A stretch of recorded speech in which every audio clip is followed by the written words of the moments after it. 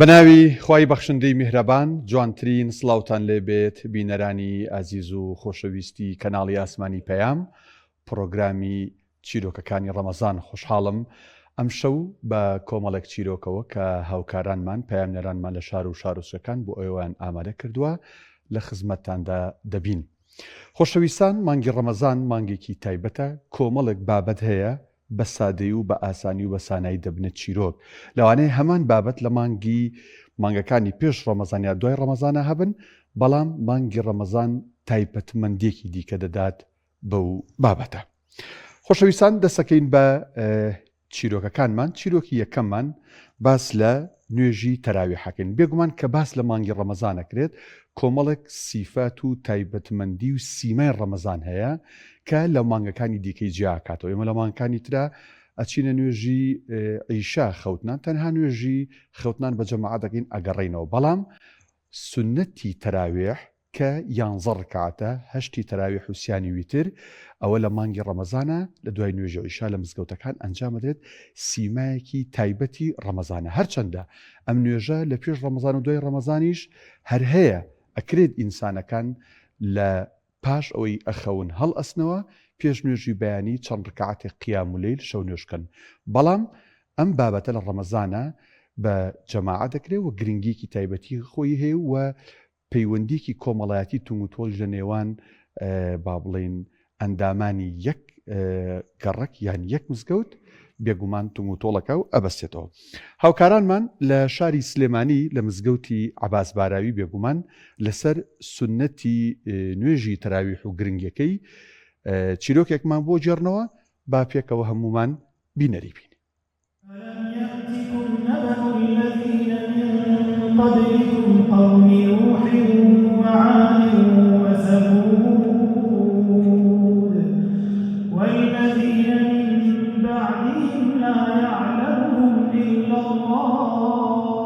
مانگی ڕەمەزان مانگێک لە مانگەکانی تر جیاوازە. مانگی ڕەمەزان مانگی خێر و دەرگای دابەزینی قورئانی پیرۆزە. مانگی ڕەمەزان بۆتە هیوای بۆ موسڵمانان. لە مانگی ڕەمەزانە شەوانە تەراویحەکە یەک ئەمێنێتەوە لە مزگەوتەکانی ماڵی خۆی گەورەیە.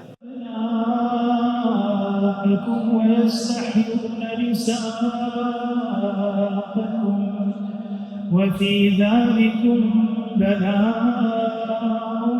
من ربكم عظيم. بێگومان تەراویح یاخود قیام اللەیل سنەتی رسول الله عليه الصلاة والسلام هەر لەوە بۆمان ناوێتەوە، وەک پێشەنگ و پێشەوایەک لە پێغەمبەری خوا عليه الصلاة والسلام و پاشان لە سەحابە بە ئێمە گەیشتووە. ئێمەش لەسەر و ڕێگە و ڕێباز و سنەتە ئەمانەوە ئینشاءالله لەسەری بڕۆین. لە ڕاستیە هەم قیام اللەیل هەم تەراویح لە ئەسڵدا خۆی هەر یەک شتە، لە ڕەمەزان و غەیری ڕەمەزانی شاکراوە. دا عایشە ڕەزا و ڕەحمەتی ئەڵڵای لێ بێ فەرمێ لە ڕەمەزان و غەیری ڕەمەزانیشا پێغەمبەری خوا عليه الصلاة والسلام 11 ڕکعاتی کردووە. کەواتە تەراویحە خاص نیە بە ڕەمەزانەوە، حەق وایە بەڕاستیمە تەنها لە ڕەمەزانە ئەهلی مزگەوت و نوێژ و جەماعەت و نەبین. جۆرێک لە پەیوەندی کۆمەڵایەتیەکان بەهێزە بێت، جۆرێک لە نزیک بوونەوە. چکە بەداخەوەمان لێ هاتووە ئەمڕۆ ئەتوانم بڵم تا ئەندازێکی زۆر لە یەک دوور کەوتوینەتەوە، مەگەر مناسبەکان کە بەتاوێتی ئەو مناسبانەی کە لە مزگەوتن پەیوەستە بە دینەوە، مەگەر ئەوانە زیاتر کۆمان کاتەوە، وەکو جومعە، وەکو ڕەمەزان، وەکو نوێژی تەراویح. هاتن بۆ نوێژی تەراویح و جەماعەت وەمان لێ کا زیاتر لە یەک نزیک ببینەوە و پەیوەندی کۆمەڵایەتیەکانمان زیاتر و زیاتر تونند و تۆڵ بکەین. هەموو نوێژەکان، هەموو عیبادەتەکان گەڕانەوە بۆ لای خوای گەورە و ئەجر و پاداشێکی گەورەی هەیە و بە تایبەتیش تەراویح لە ڕەمەزانە پاداشت و ئەجرەکەی زۆر گەورەیە. لە ڕەمەزانە وەکو مەدرسەیەک وایە، بە ڕۆژها بە ڕۆژۆی بە شەویش نوێژەکانەکە ئیتر ئەمانەوە لە ئینسانەکەکە ئیمانی بەرز ئەبێتەوە و ئەگەڕێتەوە بۆ لای خۆی گەورە.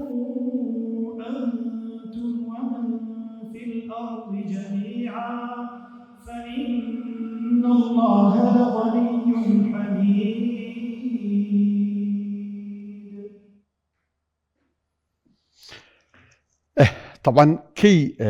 بەم نوێژی تەراویحە ئەزانین کە بەجێمانێڵێ کاتێک جەژن دێت و ڕەمەزان تەواوە بێ دەچینە مزگەوتەکان، تەنها نوێژی عیشا ماوەتەوە. ئەم نوێژە تەراویحانەی چێکە لە تایبەتمەندی و سیما جوانەکانی ڕەمەزان. خۆشەویستان، دەچینە چەمچەماڵ، یەکێک لەو توێژە گرنگ و ماندوو نەناسانەی کە پێویستە هەموو لایەکمان بیان خێنە سەرسەر و سەرچاومان ئەوانیش ژینگە پارێزانن. خۆگەر ئەوان نەبێت کۆڵان و کوچە و شەقامەکانمان بۆ نەکەن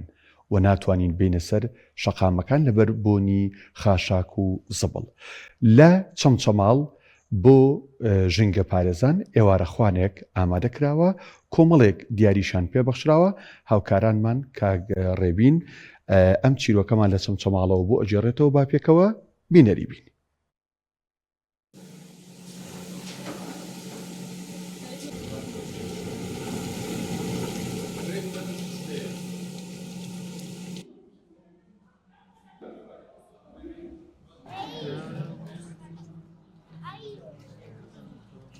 جەنابەت چەند ساڵە لە شارەوانی ئیشەکەی؟ ساڵە 9 ساڵە شارەوانی بووم. پێش ڕەمەزان ئیشکردنتان چۆن بوو تا کەی ئیشتانە کرد؟ وڵای پێش ڕەمەزان لە سەعات حوتەوە بوو 2 بوو ئیشمانە کرد. ئەی ئێستا لە سەعات 6ەوە بۆ 12. ئەی چیتان هەیە ئەم ئێوارەخوانتان بۆ کراوە دیاریتان پێشکەشەکرێت؟ چیتانێ بۆم خێرخوازانە کە ئەم ئیشیان کردووە؟ وڵی زۆر سپاساکەین و دوا خێران لێکەین و خوا جەزا بدە و تا چەندێک دڵتان خۆشە؟ وڵا تا بڵێت دڵمە زۆر خۆشە و ئەوە هاوکاری کێرەکە ژینگە پارێزانەکەن و من بخۆ قاچم تەواو نییە و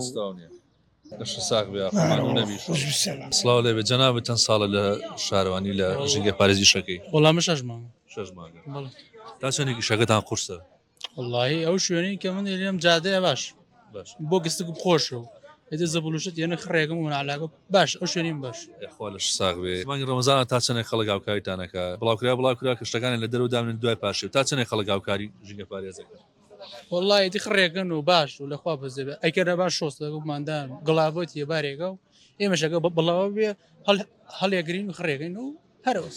ئێوە لەگەڵ ئیشەکەتان قورسە پێ باوێ موچەکەشتان زۆر نییە؟ داوەڵا 10,000 ڕۆژانەمە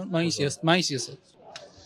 بەڕاستی یەکێک لەو چین و توێژەی کە ئەمڕۆ لە کۆمەلگایە شایانی ئەوەن کە هەمومان ڕێزیان لێ بگرین ژینگە پارێزانە. لەبەروی بەداخەوە هەمومان نەزانین کە بە پێی یاسا دەبێ ئەم ژینگە پارێزانە تەنانەت کرێکارەکان هیچ کەسێکان موچەکانیان لە 400,000 کەمتر نەبێ، بەڵام بەداخەوە ئەم ژینگە پارێزانە پارەکانیان لە خوار ئەو ڕێژەیە ناکرێ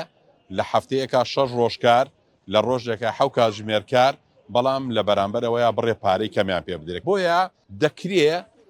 خەڵکانی خێرخواز، خەڵکانێک کە ئەیانەوەی خێر و چاکە بکەن بەتابەتی لە مانگی ڕەمەزانە ژینگە پارێزەکان یەکێکن لەو چین و توێژانەی کە دەکرێت زۆرترین هاوکاری بکرێن. بەڕاستی چین و توێژێک خەڵکانێک کە مەزلومن کە بەڕاستی ئەو پارەی کە وەری دەگرن وەکو پێویست نییە کەوا بژێوی ماڵەکانیان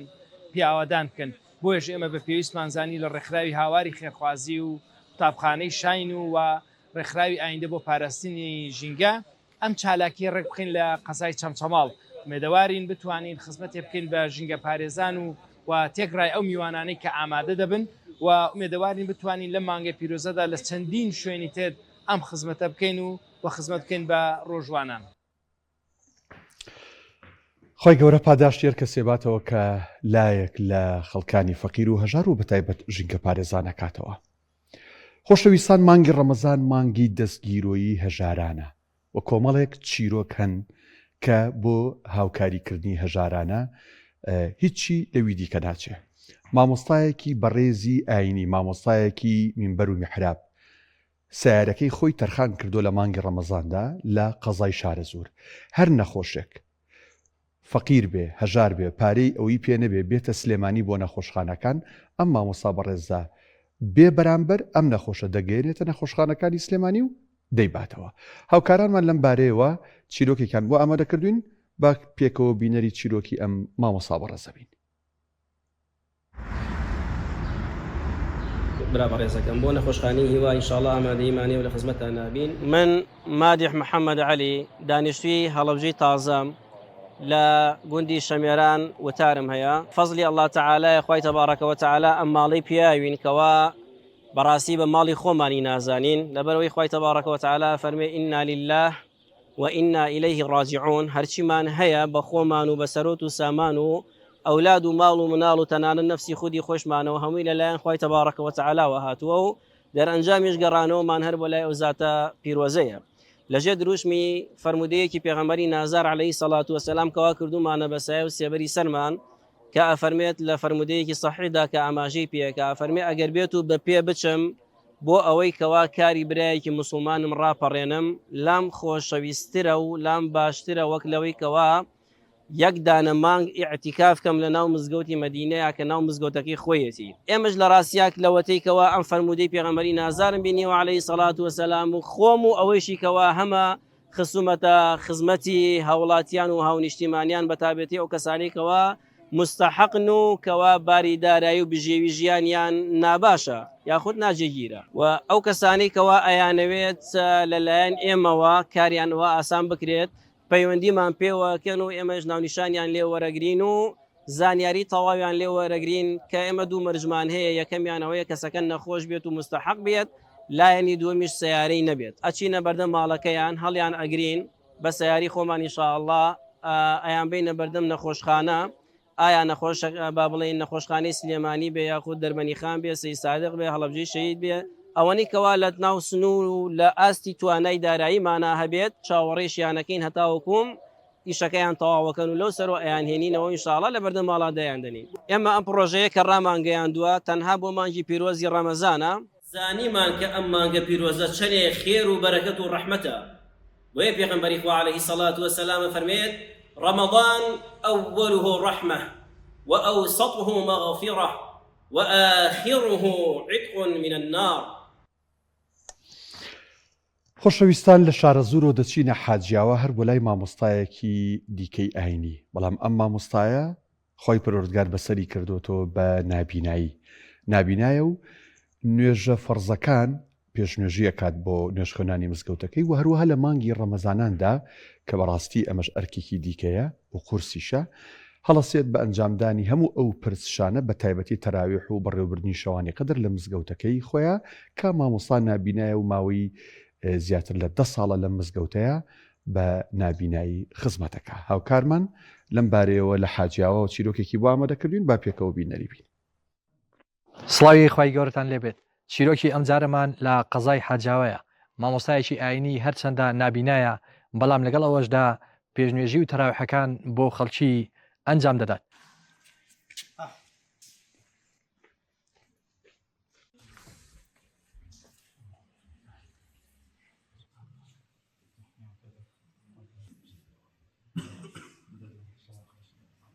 بسم الله الرحمن الرحيم الحمد لله رب العالمين الرحمن الرحيم الله أكبر. بەڵێ من 12 ساڵە خوا لە خێری دەرنەکە بە خۆبەخشی ئیمامم لە مزگەوتی بڵێسا کە پێشتر مزگەوتی عەبدولقادر گەیلانی بوو والحەمدولillah زۆر باش بەڕێوە دەچێ. ئێستا هاوکارێکشم هەیە دکتۆر عەبدوڵڵا بەڵام پێشتر بەتەنێ بووم بە یەکەوەین تەراویح و هەموو نوێژەکان ئەنجام دەدەین زۆر بە خۆشحاڵیە و خەڵکێکی باش ڕووی تێدەکات. گلەی بێ لە وەزارەتی ئەوقاف هەتا ئێستا هیچی بۆ نەکردوم ئەسڵ وا بوو تاعینمان کە ئەوقاف هیچمان بۆ ناکە سنووری من تەنها ئیمامەتەکەیە بۆیە 12 ساڵەوە عەدم پێداون و هەر بەرداوامیشن لە هەزار. وەڵا جا مەدرسە عەبدوڵڵای کوڕی عومەرم تەواو کرد 5 ساڵ بوو هەر 12 عیلمە هەم تەواو کردووە لە ڕێکخراوی ڕۆشنایی لێرە ڕێزم بێ بۆ عوسمان رادیۆیەکی وێداوم شت تەزیلەکەەوە تا ڕیکۆرد دەکا من ئەو کاتە لەسەر مێزەی مەدرسەکەی دامدەنا و دەنگی هەموو مامۆستایەکانم دەگرتەوە زۆر دام بەسەڵاتەوە دەمگوت ئێوە هەش کتێب و پێن ئێمە ڕادیۆکەم لە جیفانمدان جێ دەبێت لەبری هەش کتێبەکانی ئێوە دەکەوێ بۆ لەبەرەوەی هەموو کتێبەکان لە خۆیدا کۆ دەکاتەوە میمۆرێکی لەسەر دادنێ و ڕیکۆرد دەکات بۆیە ئەمیش لە ماڵ لەبەرم دەکرد ڕۆژی ئیمتیحان ئەو شوێنێک کە داخڵە ئیمتیحانی شەفەیم دەدا لێ سەرکەوتوو بووم هەر 5 ساڵەکەی لە 2001 لە ڕێگەی تەزیل و کاسێت هەبوون ئەو کاتە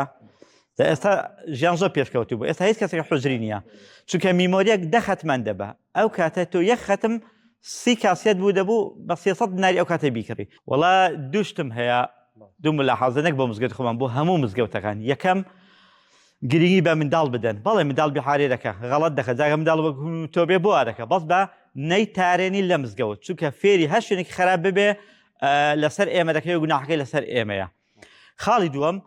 تەحاملکردن بەتایەتی ئەو ڕەمەزانە مانگی سەبرە تەحاملکردن بەتایەتی بەشی ئێواران چونکە زۆر کەس هەیە فقیرە شیرنەکەی لە زار نەڕۆتە خوارێ و ئێستا اللهم رب هذه تاوا نەکردووە قامت دەکرێت ئەوە زۆر هەڵەیە پەلەی نەکەین بێڕاوی کە خۆی پەرگار ئەو خەڵاتی پێبەخشید ئێمە ناڵێن هیچی لێستاندوینەوە ئەسڵەن ئەوە سنووری ئەدەب دەبەزێن بڵێن خۆی گەورە هیچی لێستاندوینەوە ئەسڵەن خۆی گەورە وعدی داوە دەفەرمێ ئیذا ابتليت عبدي بحبيبتي فصبر عوضته لهما الجنة کاتێک بەندەکەم تاقیکی دەوە بە لێستانەوەی دوو خۆشەویستەکانی واتە چاوەکانی ناو خۆشەویست کاتە خۆشەویستترین ئەندامە بەڵام ئەوە حکومەتە ئاور لەکەم ئەندامی ناداتەوە ئەگەر نا لە خۆی پەروەردگار ئەو ئەندامانە خۆشەویستترین ئەندام خاڵفێمەکە ئەوەم لێستاندەوە بۆی قەرەبوو دەکەمەوە بە بەهەشت شانازی بە نابینانی خۆمانەوەەکەین لەگەڵ ئەو حاڵەتەشدا لە عیلم لە بەرکردندا درێخیم نەکردووە و ئێستا لە خزمەت بوخاری دام مردوا على النفاق لا تعلمهم نحن نعلمهم دیارە کاک مەلا محەممەد نزیکەی تەمەنێکە پێکەوە نزیگەی 15 بۆ 20 ساڵ پێکەوەینا ڕاستی نەبێتەوە هیچ منەت و بەس ئەوەیە ئەرکێکی سەرشانە بوو کە دەستم گرتووە بۆ مزگەوت تا وەکو فێری ئەوەی کە مزگەوتم کردووە چکە وەکو پێویست بە مزگەوتی نێزانین یعنی سپاس بخوا ئێستا هەر کەسین ئێستا گەر لێگەر بۆ بازاری جەستێ و دێتەوە لە خوا بە زیاد بێ لە چاو ئەوەی کەوە ینی چاوەکانی بەو شێوەیە زۆر باشە یعنی تعاملی باشە یعنی شێوازی پێشنوێژەکردنەکەی باشە قورئان خوێندنەکانی باشن ینی دەتوانێت بە چەندەوە شێواز قورئان بخوێنێت خوا خێری بنووسێ قسووری نەکردووە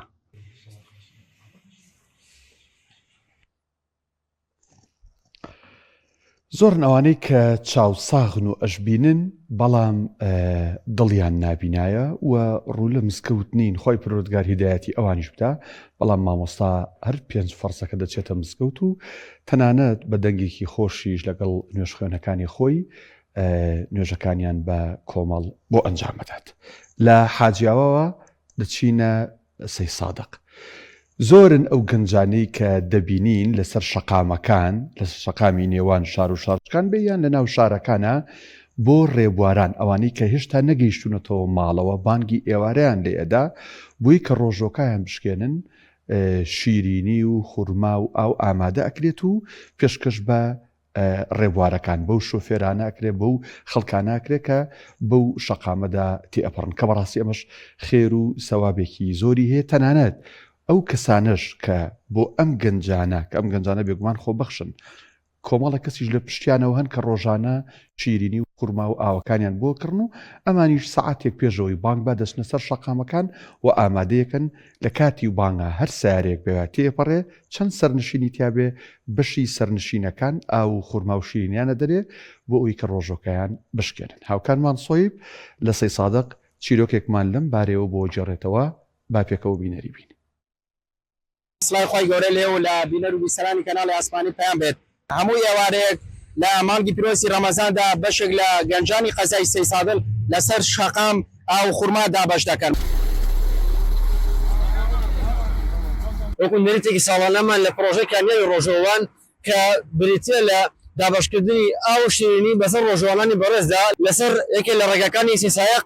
وەستاوین بۆ خزمەتکردنی ڕۆژەوانانی ئازیز ئینشاءالله ئەگەر خوا پشتیوانمان بێ تا کۆتایی ڕەمەزان بەردەوام بێت خی گەورە سەربەستانکە ئەو ستافانەی کە هەموو ئێوارەیەک لە خزمەتی موسڵمانانان لە خزمەتی هاوڵاتیانان کە ئاو خورما و شیرینی تەوزیع ئەکەن گومانم لەوە نییە کە خێرێ و سەدەقەیەکی چاکە بۆتان لە دنیا پێی سەربەرزن لە قیامەتی ئینشاءڵڵا توێشێکی باشتان هەیە ئەم میوانە لە هەڵەبجەوە گەڕامەوە لەسەر لە گوندی ئەوەی حاجقاورم کۆمەڵە گەنجە خۆبەخشە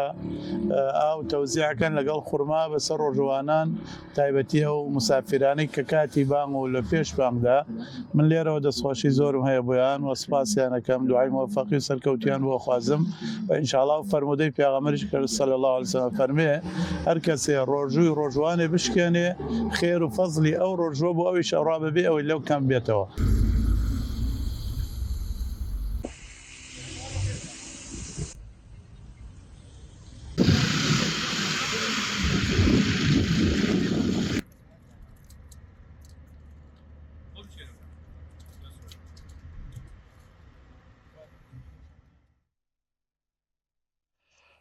خی گەورە لە شێو گەنجانە ساخ کات و ئەو خێرۆمەندانش کە لە پشت ئەمانەوە شتەکانیان بۆ ئامادەکەن خی پروردگار بەرەکەت بخاتە سەرەت و سامانیانەوە. کۆتا چیرۆکمان بێگومان لە مانگی پیرۆزی ڕەمەزاندا خواست لەسەر بابەتە کوردەواری و نێوخۆی و خۆماڵیەکان بە تایبەت ئەوی پێی ئەوترێ کولێرە و ناوساجی و ناوشکێنە و کەلانە و ها ماست و کەرە و پەنیر و ئەم بابەتانە زۆرە بێت و بەڕاستی پزیشکانی زۆر جار ینی ڕێنمایی خەڵکیەکەن کە بە تایبەت لە پارشێوانە ئەم جۆرە خواردنانە بخورێت بە تایبەت سپیاییەکان وەک لەوەی کە خواردنی قورس بخورێت. جا هاوکارمان وشیار لەسەر ئەم بابەتە راپۆرتێکی بۆ ئامادەکردن چیرۆکێکی بۆ ئامادەکردن با پێکەوە بینەری بین.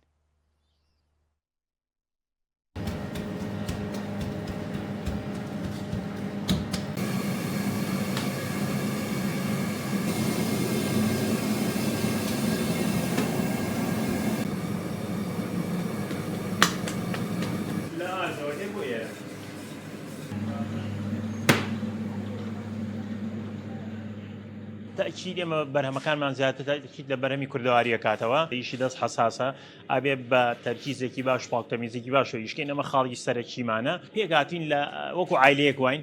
هەر عایلەیەکیشین منم خێزانمە خوشکمە زاوامە ئیتر ئەوانی کەش هەمووی قورزامیتیایە زۆر مرتاحین نیسبەت ڕەمەزانی شەوە ڕەمەزان گۆڕانکارێک بەسەرهاتووە بەرهەمەکانمان لە سەعات 9 دەست پێەکە 9 بەیانی بەرهەمیگەرمان هەیە هەتاکو ئەگاتەوە 6 بەیانی پارچێوان کوانمان هەیە هەموو بەرهەمەکانمان هەیە کەلانێ ناوشکێنێ ناوساجیە ئیترەمانە تەڵەبی زۆر لەسەر لە ڕەمەزانە بە تایبەتی بە حکومی ئەم ساڵ ساردا خەڵک زۆری حەزدەیە شیرەمەنی و ئەمانش هەمووی تەڵەبی لەسەر لە ڕووی کوالیتی و لە ڕووی کوردەواری و باشترین پێشکەشی کڕیاران گەنجکەوەکو عەرزمکردن مەسئولیەتە ئەم ئیشە خواردنە و پاکوتەمیزی و کوالیتی زۆر مەسئولیەتە لەسەر ئێمە ئێستا خەڵک ئێواران زۆر تەرکیزی لەسەر کولێرەکەیە زایدن ناوسازیەوە لە ڕەمەزان نەکەوتن لۆگۆی ڕەمەزان ناوسازیەوە وەکو بەرەمی کوردەواری بەڵام الحەمدولillah لە پاشێوانە ئیتر هەموو شتێک تەڵەبی لەسەرە شیرەمەنیەکانە ماستی مەڕە ماستی بزنە ماستی مانگایە ماستی گامێشە ئیتر قەیماغە پەنیرە پەنیری مەڕمانەیە هی گامێشمان هەیە هی مانگامانەیە هەتا خەستەمانەیە ئیتر بەرهەمی شیرەمەنی زۆرە تەرکیز خەڵک زۆر تەرکیزی لەسەرەوەی لە پارشێوانە هەتاکو یەک چارەک پێش پارچێ و مشتری بە معدەلی ئێمە ئەڵێن باشە ئەم خەڵکە چارێکی پێشە چۆن فریای پارچەوەکەیە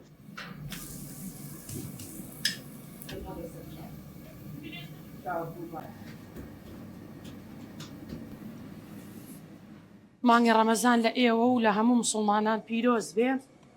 ئەم بەشەی ئێمە ئیشی هەویرە من سەعات 1:15 هێمە ئێرە هەتاکو بانگی مەغریب لێرە کولێرە ئەەکەم شەوانیش هێم ناوساجی یەکەم لێرە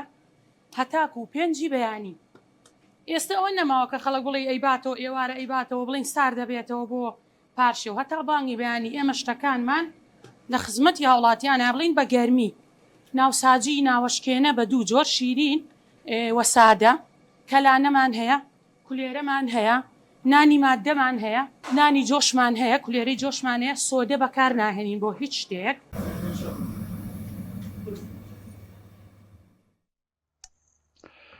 تاوان زۆر خۆشە هەم بەربانگیان پارشێوانیش بە تایبەت پارشێوان نان و کولێرەی گەرم خۆی بەڵام تکایە تۆزێک زیاتر خۆتان لە لۆقمەقازی و لە ناوساجی بپارێزن چونکە پزیشکەکان دەڵێن ئەم دوو بابەتە بۆ تەندروستیمان خراپە. سوپاس بۆ ئێوە کە بینەرمان بوون سوپاس بۆ هاوکارانمان ئەڵقەی ئەم جارەی چیرۆکەکانی ڕەمەزانم پێشکەشکردن تا ئەڵقەیەکی دیکە خواتان